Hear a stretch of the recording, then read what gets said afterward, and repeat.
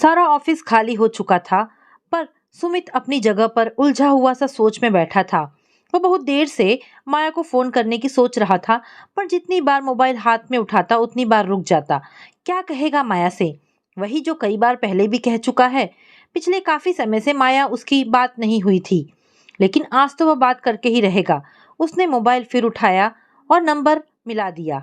उधर से माया की हेलो सुनाई दी। माया? सुमित की आवाज सुनकर माया पल भर के लिए चुप हो गई। फिर तटस्थ स्वर में बोली, हाँ बोलो सुमित। माया, एक बार फिर सोचो, सब ठीक हो जाएगा। इतनी जल्दबाजी अच्छी नहीं है। आखिर तुम्हें मुझसे तो कोई शिकायत नहीं है ना? बाकी समस्याएं भी सुलझ जाएंगी, कुछ ना कुछ हल निकालेंगे उनका। तुम वापस आ जाओ, ऐसा मत करो। ऐसा क्यों कर रही हो तुम मेरे साथ? बोलते बोलते सुमित का स्वर नम हो गया था। पिछले 2 सालों से तुम परेशानी को नहीं सुलझा पाए सुमित, तो आगे क्या सुलझाओगे? मैं ऐसे घुट घुट कर और तनाव भरे माहौल में जिंदगी नहीं काट सकती। पूरी जिंदगी ऐसे नहीं जी पाऊंगी मैं। माफी चाहती हूँ तुमसे। कहते कहते माया का स्वर भी भीग गया था। उसने फोन रख दिया। सुमित खामोश आंखों से ठंडे फोन को घुरता रह गया। 2 साल हो गए थे सुमित के विवाह को, और पिछले 1 साल से माया मायके में थी। माया से जब उसकी रिश्ते की बात चल रही थी तो उस बीच वे दोनों काफी बार मिले थे। सुमित को माया एक सुंदर, सुलझी हुई, शांत तबीयत की संतुलित लड़की लगी थी। योग्य तो वह थी ही, और उसी की तरह एक मल्टीनेशनल कंपनी में जॉब कर रही थी। माया से बात करते समय उसने स्पष्ट कर दिया था कि आजकल की आजाद ख्याल लड़कियां ससुराल में रहना पसंद नहीं करती हैं, पर वह अपने माता पिता का इकलौता बेटा है। दीदी की शादी बहुत पहले हो चुकी है, इसीलिए वह कभी उनसे अलग नहीं जा पाएगा। तो क्या माया उनके साथ रह पाएगी? माया बोली थी, मुझे क्या परेशानी हो सकती है माता पिता के साथ रहने में? उनके साथ रहने से हमें मदद ही मिलेगी। थोड़े बहुत समझौते करने पड़ेंगे, उसकी कोई बात नहीं। वह तो अकेले रहने पर भी करने पड़ते हैं। सुनकर वह खुश हो गया था, पर वह यह नहीं बोल पाया था कि शिक्षित होते हुए भी उसकी माँ बहुत कुछ पुराने ख्यालों की है। उस समय उसने सोचा कि इतनी अच्छी लड़की को वह इतनी छोटी छोटी बातों के कारण तो नहीं छोड़ सकता। उनका विवाह हो गया। स्वच्छ विचार व पावन भावनाएं लेकर आई थी माया उसकी जिंदगी में, उसके घर में। शुरू शुरू में कुछ महीने ठीक ठाक रहे। माँ का मूड वह कई बार कई बातों पर उखड़ा हुआ देखता, पर सोचता शायद धीरे धीरे सब ठीक हो जाएगा। कितना प्यार करती थी माया उसे, और वह माया को। लेकिन घर के कश्मकश भरे वातावरण व रिश्तों की तनाव भरे खींचतान के बीच उनके प्यार का झरना कम होते होते कब सूखने लगा था, उसे एहसास तक नहीं हो पाया।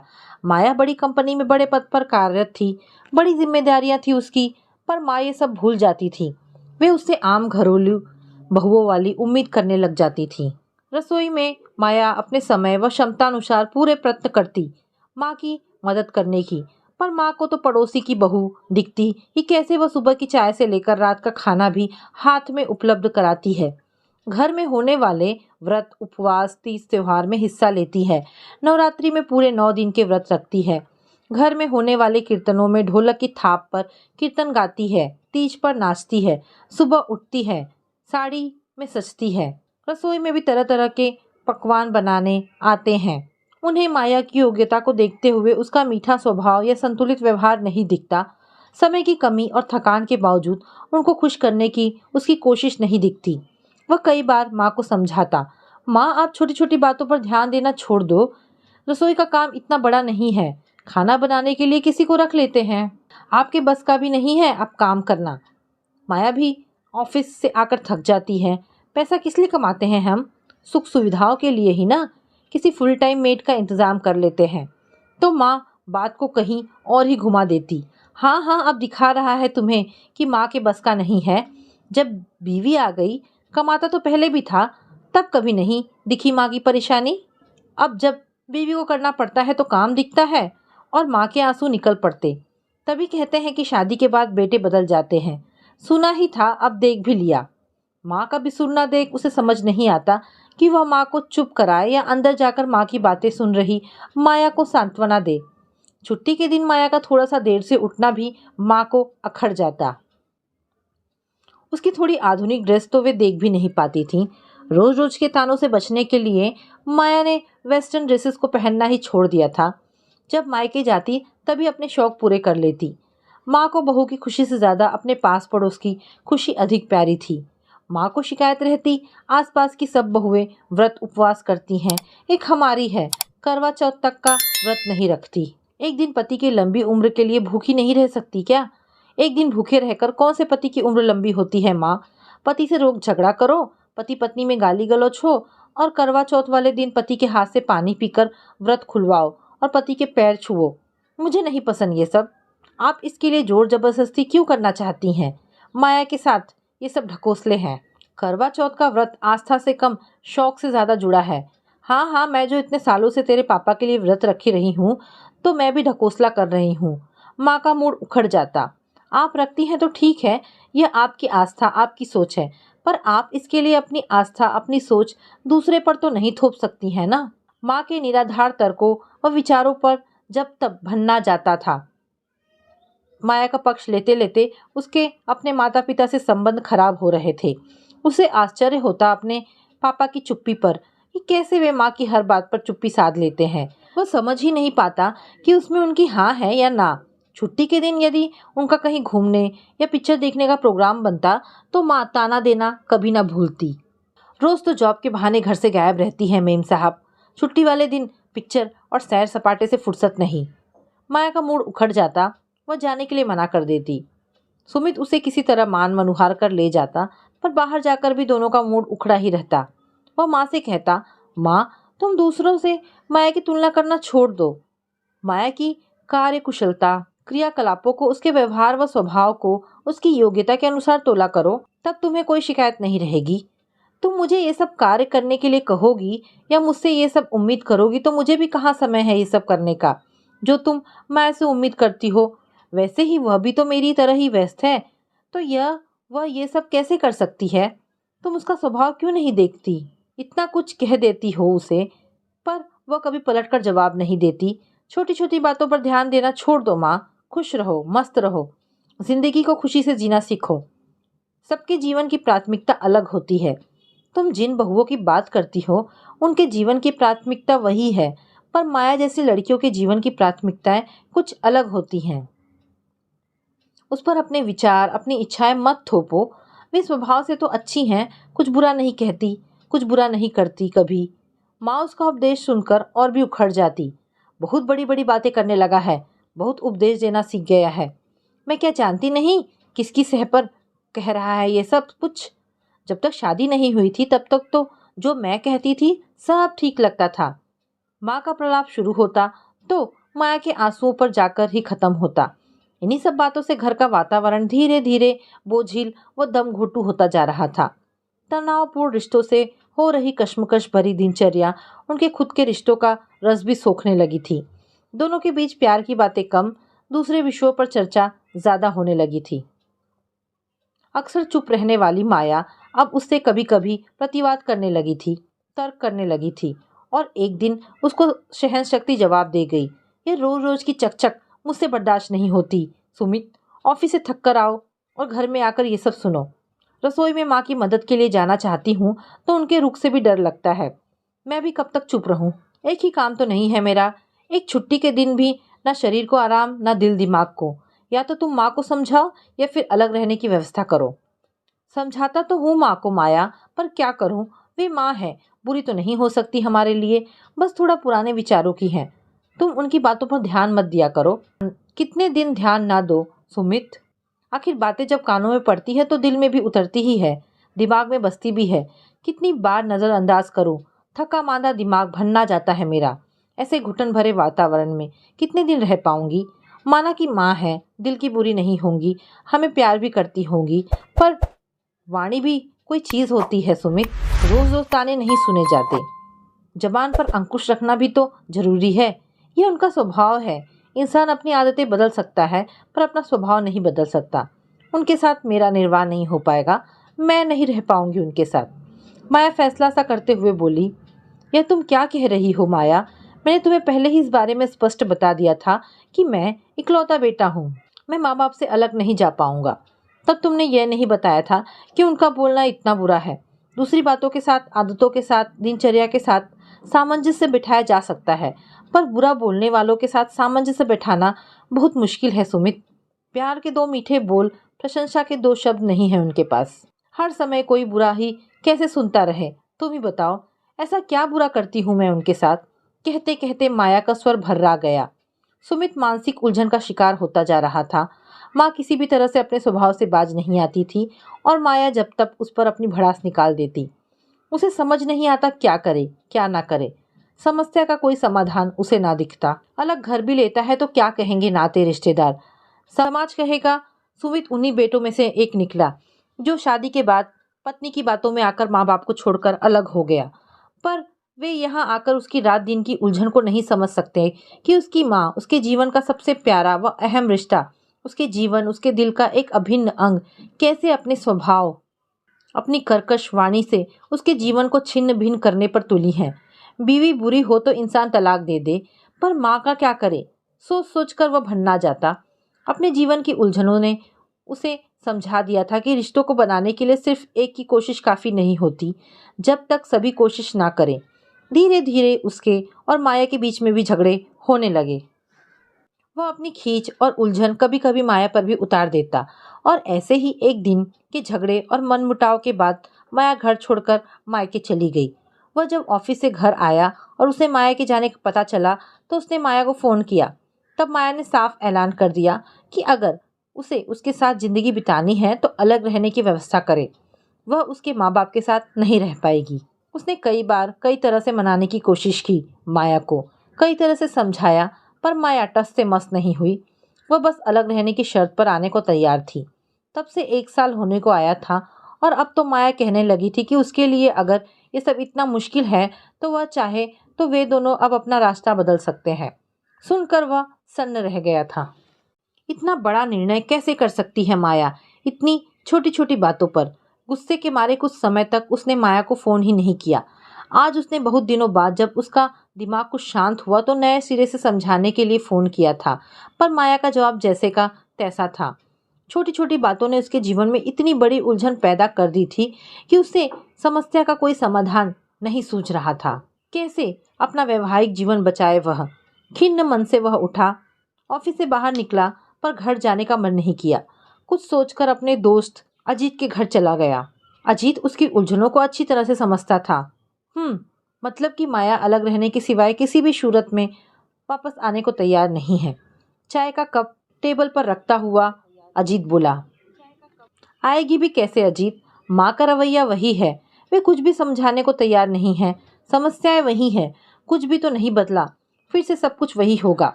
माँ के ताने, माँ का बोलना, माँ का स्वभाव, अपनी वाणी पर जरा भी अंकुश नहीं रख पाती हैं वे। माँ के विचारों से पार पाना माया के लिए आसान नहीं। एक बात कहूँ सुमित? सुमित ने अपनी प्रश्नवाचक दृष्टि उसके चेहरे पर ताने। तो फिलहाल माया की बात मान क्यों नहीं लेता? ज़्यादा दूर मत जा, बस जहाँ तक माया को माँ के ताने सुनाई ना दे। वह हंसता हुआ बोला, इतनी दूरी पर किराए का घर देख ले, फिलहाल अपना घर तो बचा। तू और माया साथ रहोगे, पास रहोगे तो एक दूसरे के प्यार व आकर्षण में बंध कर समस्या का हल भी निकाल लोगे। यूं दूर रहकर तो समस्या और भी विकराल हो जाएगी। दूर रहकर तो तुम दोनों के रिश्ते भी नकारात्मक हो रहे हैं और वैसे भी तुम जबरदस्ती तो माया को साथ रहने के लिए बाध्य नहीं कर सकते। ये सब अपनी मर्जी से हो और उन दोनों के रिश्ते खुद सुधरे तभी साथ रहने में शांति है सुमित। नहीं तो क्या फ़ायदा ऐसे साथ रहने से? लेकिन लोग क्या कहेंगे अजीत? रिश्तेदार, समाज, माता पिता दुखी होंगे, सो अलग। सुमित उलझन में बोला, तू भी वही बात करने लगा? तुझे सबकी चिंता है या अपना घर बचाने की? पहले एक सीढ़ी तो चढ़, अगली सीढ़ी की बात में सोचना। तू माता पिता को कोई छोड़ थोड़े ही ना रहा है, बस उनसे थोड़ी दूर पर रहेगा। उनकी एक पुकार पर उनके पास पहुंच जाएगा। बात कुछ कुछ सुमित की समझ में आ गई। दूसरे दिन वह माया से मिलने उसके ऑफिस में चला गया। माया को इस बात पर क्या ऐतराज हो सकता था? सुमित ने थोड़ी दूरी पर किराए का घर देखा और एडवांस दे दिया। अब बात माँ बाप को बताने की थी। जैसी कि उम्मीद सुनते ही माँ ने तूफान मचा दिया। मैं क्या समझ नहीं रही थी? उसके शुरू से ही लक्षण ऐसे दिख रहे थे। बड़ों की बातें समझने और मनाने के बजाय बुरा मानकर मायके जा बैठी। वह तो मैं समझ ही रही थी कि बेटे को माँ बाप से अलग करके ही मानेगी। पागल कहीं की।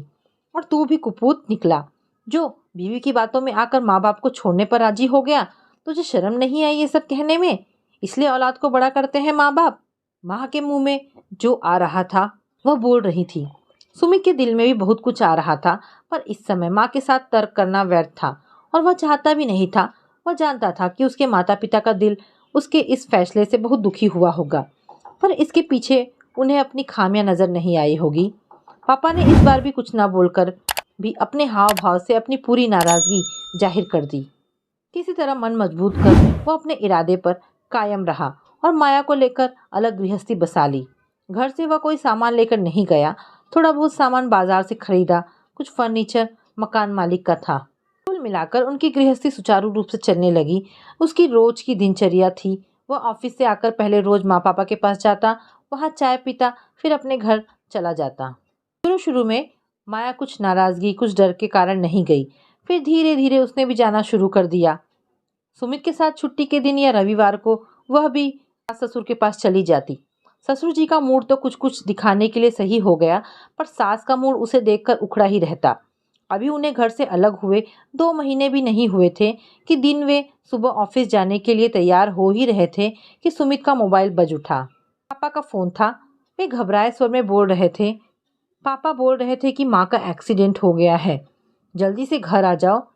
हम अभी आते हैं पापा, कहकर दोनों घबराए हुए जैसे तैसे घर की तरफ दौड़े। माँ को उठाकर अस्पताल ले गए।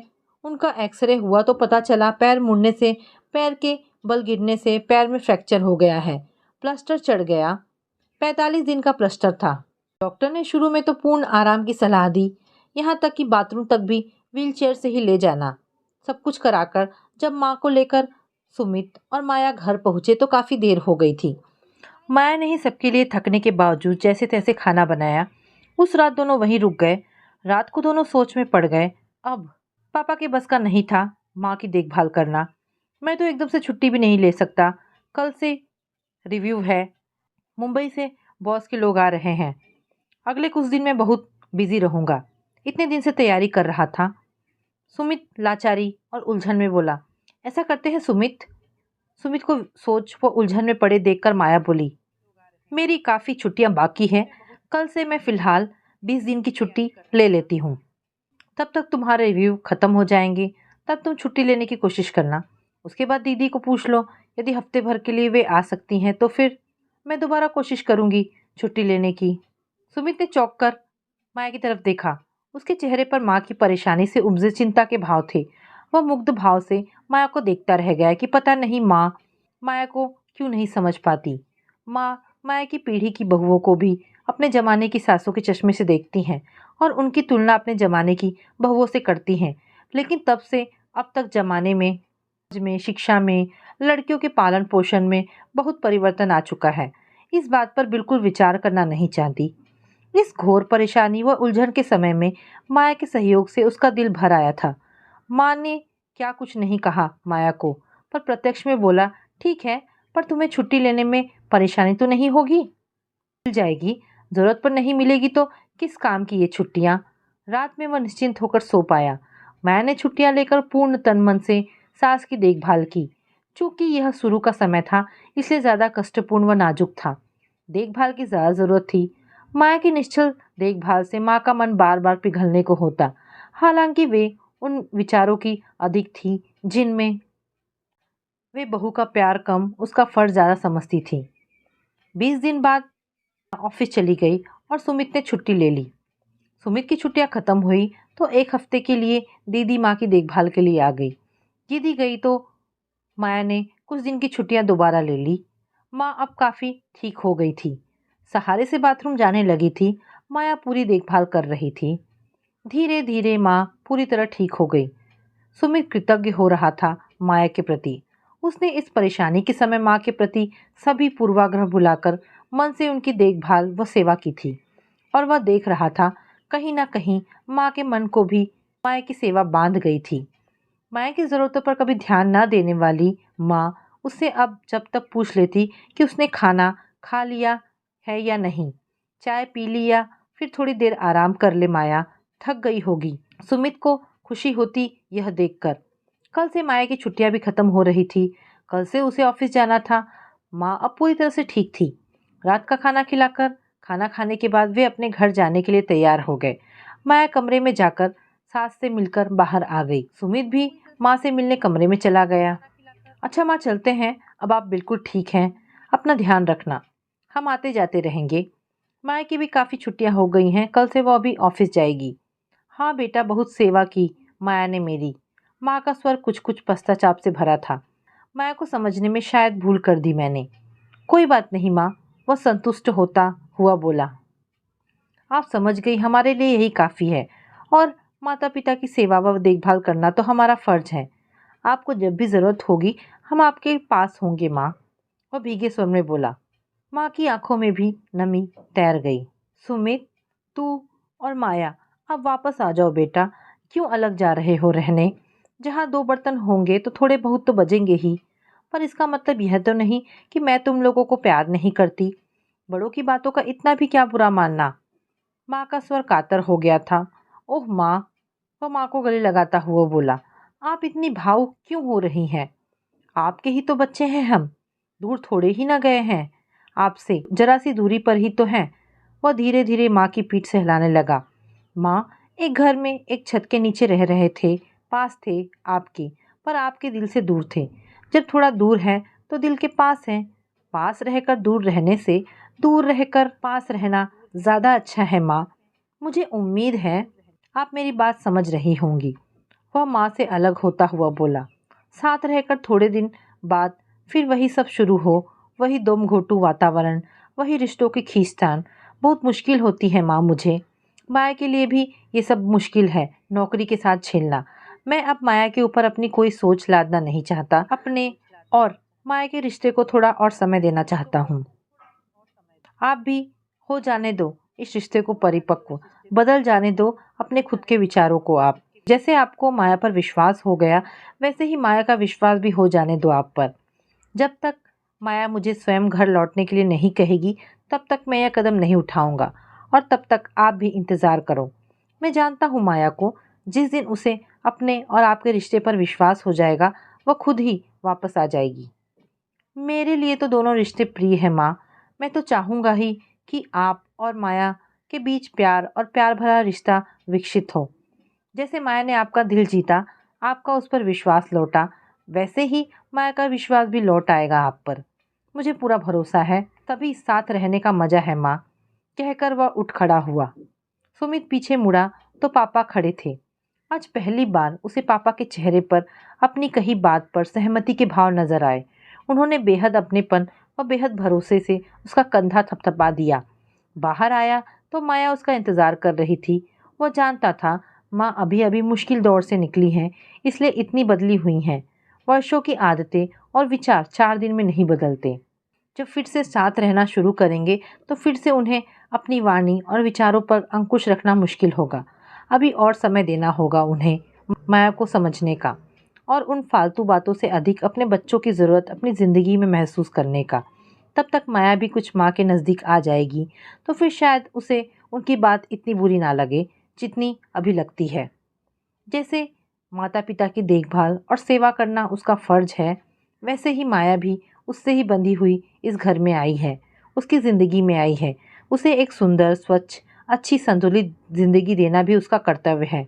सोचता हुआ वह माया के साथ घर से बाहर निकल गया। तो दोस्तों, ये कहानी यहाँ पर समाप्त होती है। आशा करती हूँ कहानी आपको पसंद आई होगी। अगर कहानी पसंद आई है तो प्लीज़ इसे लाइक एंड शेयर करें। और हाँ दोस्तों, ऐसी ढेरों शिक्षाप्रद कहानियों को सुनने के लिए हमारे चैनल को प्लीज़ सब्सक्राइब करें। धन्यवाद दोस्तों।